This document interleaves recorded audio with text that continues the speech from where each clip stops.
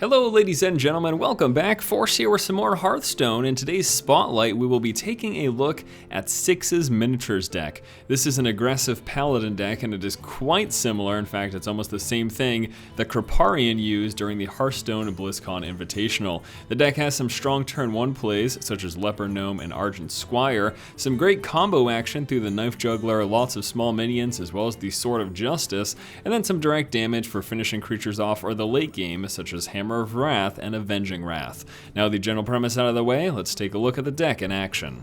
So I always quite enjoy playing aggressive decks, and this aggro paladin deck is certainly quite strong, a little bit different, and I'd say not as straightforward as some other aggro decks here in Hearthstone. We're playing against a Warlock, and for that reason I expect to be playing against an aggro deck as well. We're going to dump those two for that reason. Yes, we can hold on to the Scarlet Commander and the Crusader and the Hammer of Wrath as well. Crusader will be nice because he'll have to deal with that twice, and we end up drawing into the Sword of Justice as well as a Spellbreaker, which will help us silence any threats. Hammer of Wrath will be especially useful, and we might end up having to use it against some of his early game minions, such as the Flame Imp and not the Blood Imp, but the Flame Imp, or Succubus. And this is going to be an enraged aggro warrior deck, very interesting indeed. And what could I do right now? I'm thinking actually of coining right into the Scarlet Crusader. You might say, why don't you coin into Sword of Justice and then Scarlet Crusader the turn after? Well, because that puts me at a huge disadvantage in that he's got a couple of turns with this thing, and if he enrages it, it's going to hurt really bad. So we are actually going to go for the coin plus a Scarlet Crusader.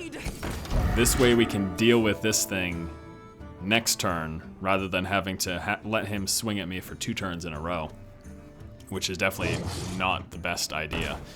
So is it going to be a Direwolf Alpha and then a Blood Imp, and there go my plans right down the drain. Well, not really, because I can still finish that off. And actually that worked out pretty well, because we just drew into an Argent Protector, which we will... I know as much as I'd love to Sword of Justice, I don't know that I have the upper... I don't know that I can wait for that at the moment. Like, I think I need to get this rolling as soon as possible. This is all predicated by the deck that I'm playing against as well. It's important to keep that in mind. These decisions are based off of who my opponent is and the type of deck he's running, which is super aggressive. If I had more time, definitely gonna Sword of Justice before I drop these things into play, but he's front loading so much here, I need to try to deal with that as soon as possible. And unless he kills off my 1/3, which he did not, we have got to the glorious Abusive Seargeant, which will come into play. And I think now we're going to start using this bad boy. Let me see what else, though. Let me think. I could also... Well, we could Hammer of Wrath to kill that thing. And then we could finish that off with just this. So we're going to get rid of 2 creatures that way. Or we could Sword of Justice and Abusive Seargeant. We'd only get rid of the 1 creature. I think I'm gonna do it. I guess the other thing is just attack into this first too, and then well, either way it's the same. Oh no, that's the Blood Imp that pumps him up. Okay, so no, actually, what I'm thinking is completely wrong. Yeah, I just almost screwed up. The health is coming from the Blood Imp, so I can't do what I initially planned to do. So we're gonna have to pump up his attack, and then swing for this to finish him off. And then I'm actually going to waste one of my durability to take him out as well. I'm glad I didn't mess that up. Almost had a facepalm moment there. I think that was the proper way to approach that situation. I'm pretty happy with it. Here's a Swamp Ooze getting rid of my Sword of Justice. Little does he know. Little does he know. And he really, just really wanted to trade creatures, huh? Okay. That's fine by me.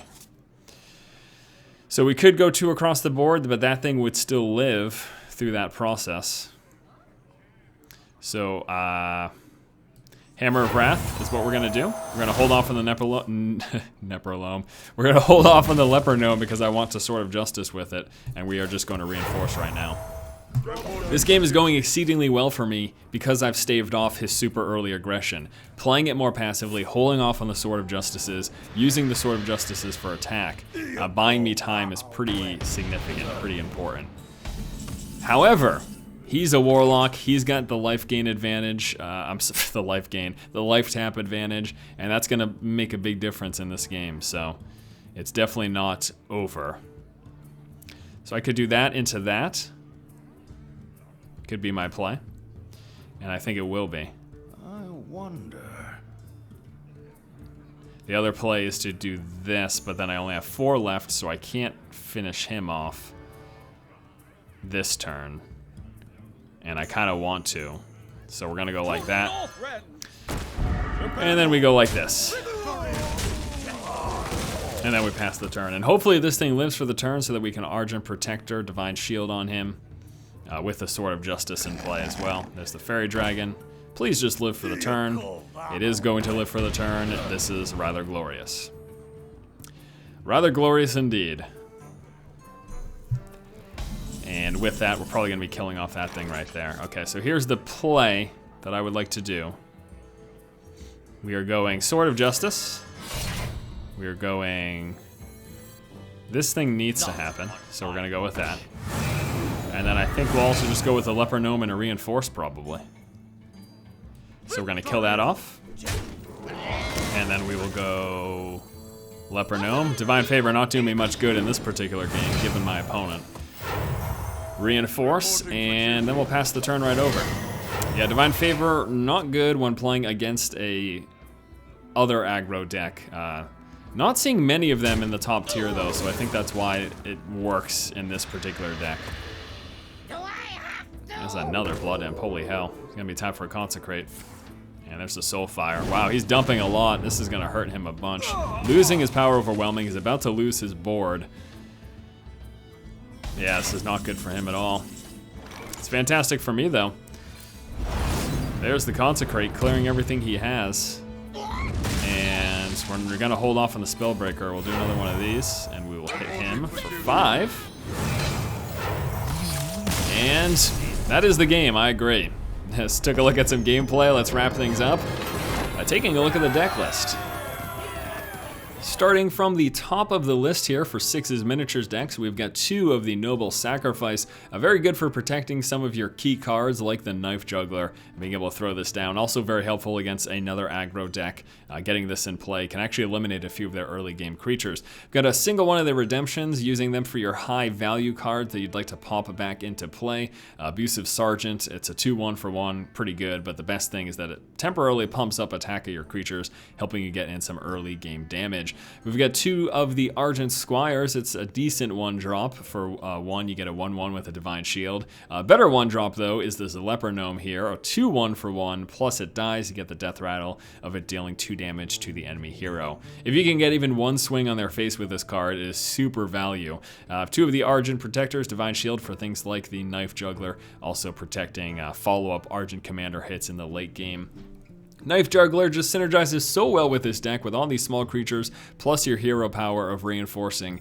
You can get a lot of damage through with this. Sword of Justice, although in the last game you didn't see it used how it is typically used, which is prior to playing your creatures to pump them up, making them that much stronger. That is an alternative use for when playing against a aggro deck to pick off their creatures and let yourself survive. Get 2 of the Divine Favors when you're not playing against other decks that are dumping their hand. This will be very, very strong. I could see putting this down to 1, though, simply because, if you're playing against an aggro deck like the last game, this card is pretty much completely useless.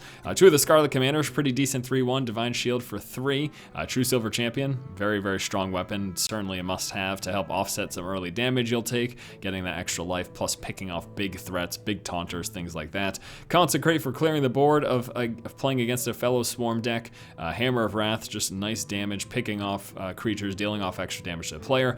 Single Spellbreaker here to silence any major threats. We've got 2 of the Avenging Wrath. From what I understand, the premise behind playing these is because there are so many priests and there's so much mind control, rather than throwing a Ragnaros in, playing with something that the opponent can't deal with and just take it away from you. And I can see that being a pretty decent move, because this way, you know, if you Ragnaros and it gets mind controlled, it's coming back at you. At least with this, you're getting that 8 damage through, spread out, but you're getting that 8 damage through, and they have no retaliation for that. And then we've got 2 of the Argent Commanders for pushing some extra damage in the late game. Again, with the Avenging Wrath, I could see people replacing this with some late game big creatures.